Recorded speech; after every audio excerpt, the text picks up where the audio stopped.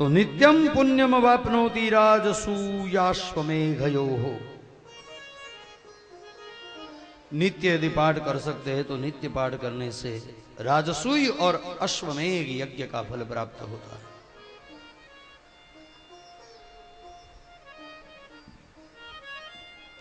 भागवत जी की कथा का प्रारंभ हुआ। सनत कुमारों ने प्रारंभ किया और घटना ये घटी, भक्ति ज्ञान वैराग्य की पुष्टि हुई और तीनों हाथ में करताल लेकर के नाचते हुए आए। जहां गंगा के तट पर भागवत जी की कथा हो रही थी वहां आए और नृत्य करने लगे। जब ये दृश्य को देखा तो नारद जी के हृदय में प्रसन्नता हुई। भक्ति महारानी गंगा के तट पर आकर के कहने लगे कि सही में भागवत जी की कथा अद्भुत है और भागवत जी की कथा का श्रवण करते करते अथ वैष्णव चित्तेषु दृष्ट्वा भक्तिम अलौकिकीम, यदि हमारे हृदय में भक्ति का प्रवेश होता है तो भगवान ये भक्ति को देख करके पृथ्वी पर आ जाते हैं।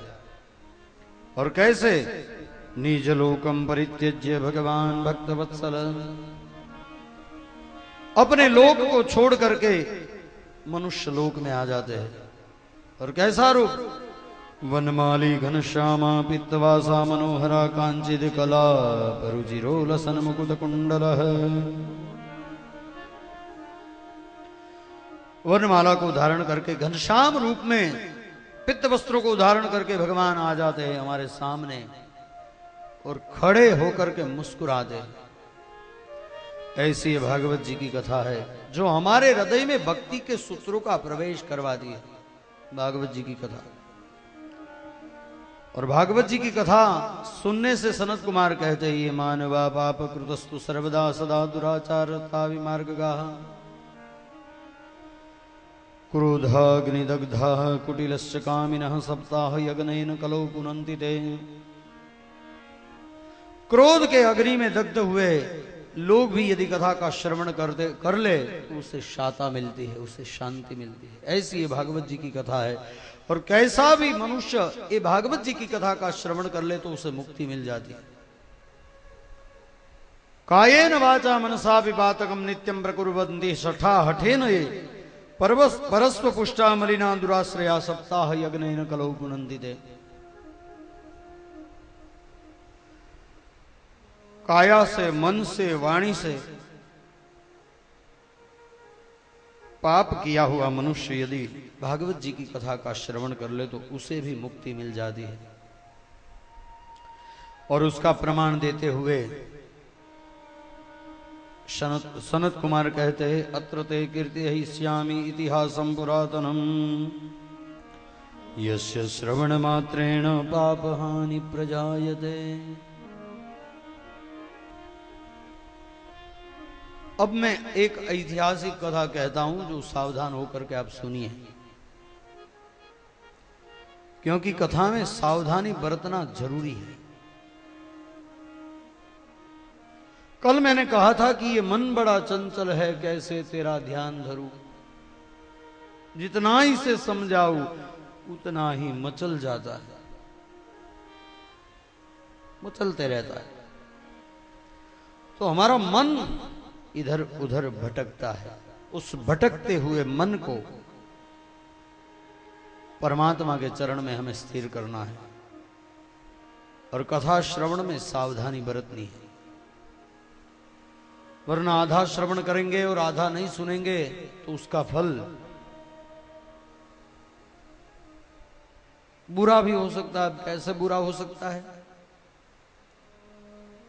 अब आधा सुन लिया। अभी हमारी कुछ दिन पहले मेरी कथा चंपारण्य में थी। वहां मैं कुछ वर्णन कर रहा था, गोपी गीत की चर्चा हो रही थी और उसी गोपी गीत में कुछ ऐसी बातें थी जो बातें मैं बता रहा था। भगवान के दुख की चर्चा कर रहा था। हमको दुख पड़ रहा है ऐसी कोई बात नहीं, भगवान भी दुखी थे, भगवान को भी दुख आते थे। तो हम किस खेत की मूली, भगवान भी दुखी हुआ करते थे। तो भगवान के दुख की बात कर रहा था, कोई किसी ने दुख नहीं सुना और पाप सुन लिया। अब पाप तो मैं बोला ही नहीं था। अब उसको क्या पता कैसे उसके मन में भगवान के पाप आ गए। दूसरे दिन मेरे पास आकर के कहने लगे कि शास्त्री जी, आप कल भगवान के जो पाप की बात कर रहे थे, वो पाप की बात कौन सी, कौन से पाप भगवान ने किए? मैंने बोला मैंने तो कोई पाप की बात की नहीं है भगवान के। बोले कल आप नहीं बता रहे थे। मैंने बोला कब बताया मैंने भगवान के पाप? बोले नहीं, आप वो गोपी गीत की चर्चा कर रहे थे, उसी समय आपने नहीं बताया कि भगवान के पाप हम उतारते हैं। तो मैंने कहा भैया, ये भगवान के पाप की बात नहीं थी, भगवान के दुख की बात थी।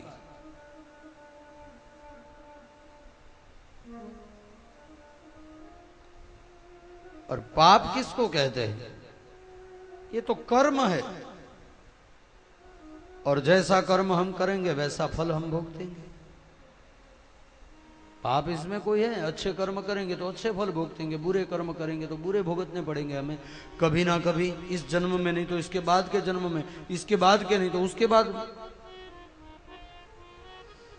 जो गलतियां हम करते हैं उसे हमें भुगतना ही है कर्म के माध्यम से।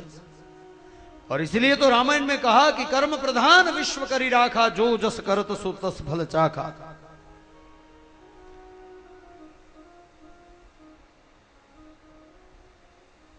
इस सारे विश्व को कर्म प्रधान करके रखा है।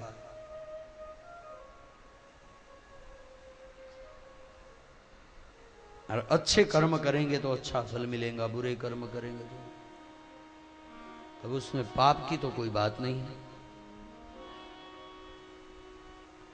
लेकिन एक गलती एक बार करके यदि हम छोड़ देवें और दोबारा वैसी गलती ना करे तो वही इंसान है। बाकी एक ही गलती दोबारा करे और तीसरी बार करे, चौथी बार करे तो वो इंसान नहीं। गलती का यदि हम पश्चाताप कर लेवे तो गलती से हम मुक्त हो जाते हैं, उस कर्म से हम छूट जाते हैं। लेकिन पश्चाताप हम करते हैं कहां पे? और करते हैं तो उसके बाद में फिर दोबारा वही गलती, फिर तीसरी बार वही गलती, दोहराते रहते गलतियों को और गलतियों का सिलसिला चालू रखते हैं। तो फिर गलती गलती नहीं बल्कि पाप बन जाता है।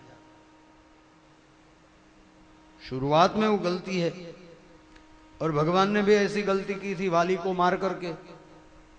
भगवान ने सुग्रीव के साथ में रह करके वाली का वध किया, निर्दोष वाली का, जिसने भगवान का कोई अपराध नहीं किया था।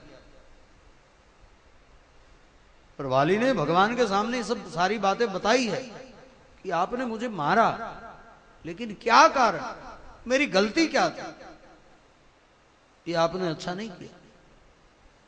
अब जब गलती भगवान ने की है तो उसको भी ये फल भुगतना पड़ेगा।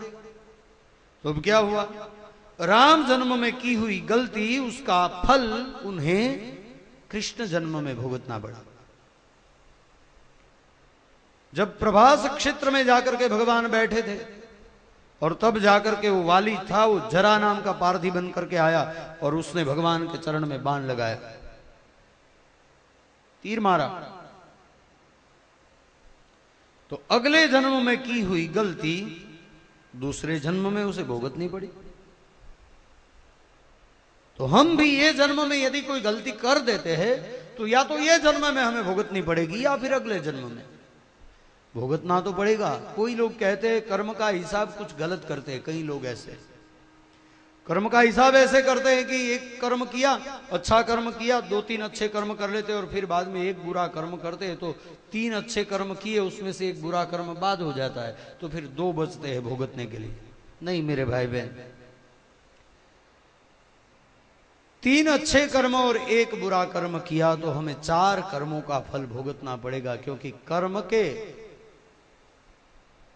हिसाब में माइनस कहीं है ही नहीं, केवल प्लस ही आता है, माइनस कहीं है ही नहीं। तो जितना कर्म करोगे, 5 अच्छे और 6 बुरे कर्म करोगे तो 6 और 5 11 कर्म का फल आपको भुगतना पड़ेगा। क्योंकि कर्म प्रधान विश्व करि राखा, जो जस करत सो तस फल चाखा। जो जैसा कर्म करेगा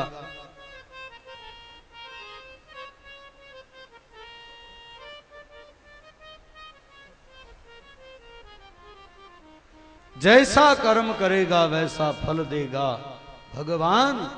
ये है गीता का ज्ञान, ये है गीता।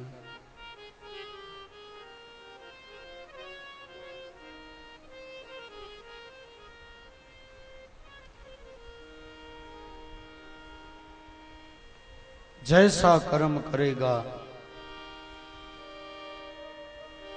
अरे कर्म किए जा फल की चिंता मत करना इंसान हो, मत करना इंसान। कर्म किए जा और कर्म किए जा फल की चिंता मत करना इंसान हो, मत करना इंसान। ए जैसा तेरा कर्म है भाई हो, ए जैसा तेरा कर्म है भाई फल देगा भगवान। भोले शिव लहरी मेरे भोले के दरबार में सबका खाता है। शिव लहरी के दरबार में सब कोई आता है। ए जितना जिसके भाग्य में लिखा हो, जितना जिसके भाग्य में लिखा उतना ही पाता है। मेरे भोले शिव लहरी मेरे भोले के दरबार में सबका खाता है। शिव लहरी के दरबार में सबका खाता है। मेरे भोले के दरबार में सब कोई आता है। शिव लहरी के दरबार में सबका खाता है।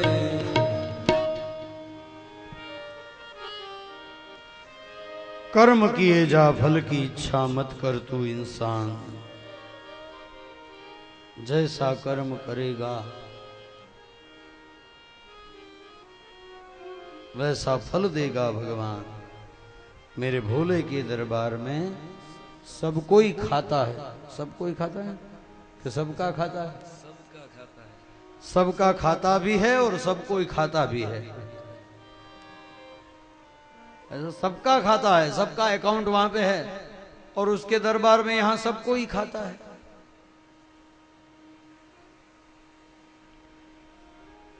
तो अत्र ते कीर्तयिष्यामि इतिहासं पुरातनम। एक ऐतिहासिक कथा बताई कि तुंगभद्रा नदी के तट पर एक सुंदर गांव था। उसी गांव में आत्मदेव ब्राह्मण रहते थे। उनकी पत्नी का नाम धुंधुली था। आत्मदेव ब्राह्मण बड़े दिव्य थे। आत्मदेव पुरे तस्मिन् सर्व वेद विशारद श्रौत स्मार्तेषु निष्णांत द्वितीय इव भास्कर। श्रौत और स्मार्त कर्म में निष्णांत थे और दूसरे सूर्य समान जिनका तेज था। भिक्षुको वित्तवान लोके, फिर भी भिक्षाटन करते थे, पैसे वाले थे, संपत्ति वाले। उनकी पत्नी का नाम था धुंधुली। कैसी थी वो? अभिमानी थी, अहंकारी थी। लोगों की बातें करने में उसे बड़ा आनंद मिलता था और घर के काम करने में होशियार थी, लेकिन साथ ही में अपना चाह करने वाली और क्रूर थी। फिर भी दोनों का दाम्पत्य जीवन सही ढंग से जा रहा था, लेकिन उनके यहां पुत्र संतान नहीं था। तो आत्मदेव ब्राह्मण ने धनार्धम धर्म मार्गेण ताभ्याम नीतम तथापि च न पुत्रो वापि ना पुत्री ततश्चिंता तुरो भृशम। आधा धन धर्म मार्ग में खर्च कर दिया, फिर भी न पुत्र हुआ और ना ही पुत्री हुई। तब आत्मदेव ब्राह्मण निराश होकर के वन में गए। वन में एक सन्यासी से मुलाकात हुई। आंख में आंसू थे और सन्यासी ने कहा, कथम रोदिसि विप्रत्वम काते चिंता बलीयसी। क्यों रो रहे हैं? आपकी चिंता क्या है? वदत्वम सत्वरम मह्यम स्वस्य दुःखस्य कारण। अपने दुख का कारण बताइए। तब आत्मदेव ब्राह्मण ने कहा, महाराज क्या बताऊं, मेरे पूर्वजों को मेरी आंख के आंसू पीने पड़ते हैं।